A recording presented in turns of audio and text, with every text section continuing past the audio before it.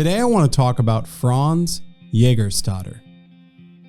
If you're not familiar with his story, I'll share it with you. Franz was a conscientious objector during World War II.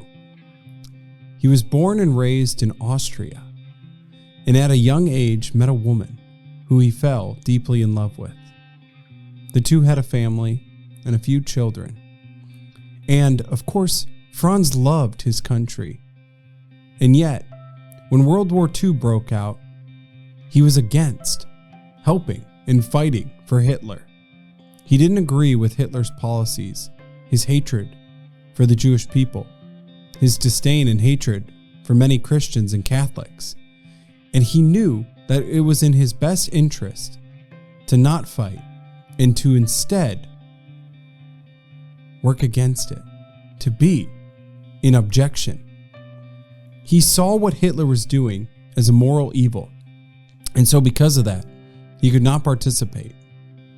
Many people, including his own friends and family, tried to persuade him to fight, to be a part of the war effort, in the hopes that one day he would come home safe. But instead, Franz said no. He objected. He understood what was coming. He understood that he would potentially have to die. But he knew in this moment that he would rest peacefully, knowing that he did not sell his soul just to save his life. This is a message for you and me to reflect on. Eventually, Franz did give his life for this situation, even though he had priests, bishops telling him, it's okay, you can be a part of the war effort. He was even given many opportunities out. He was told that you can go home to your family, you don't have to fight. Just sign this piece of paper that says you don't object to what the war stands for. He couldn't do it. He trusted the Lord, and he said, I need to stand firm in what I believe. What is going on here in Germany, in Austria, it's evil, and I will not be a part of it. What a beautiful example to you and to me about somebody who's willing to give up their life in the search for truth.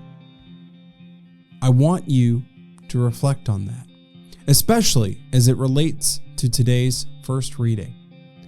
We see that the apostles are there in the courts and they're being told, we've been given strict orders to you to no longer preach about Jesus Christ.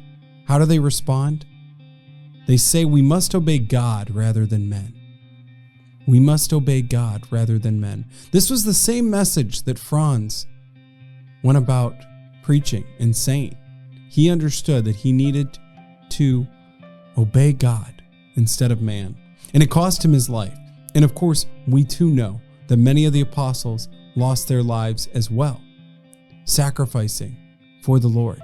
And yet, their reward is an eternal one, to be with Jesus in his kingdom.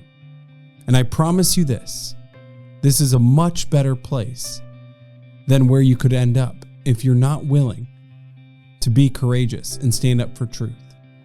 So that, of course, is the prayer that I ask you to make today.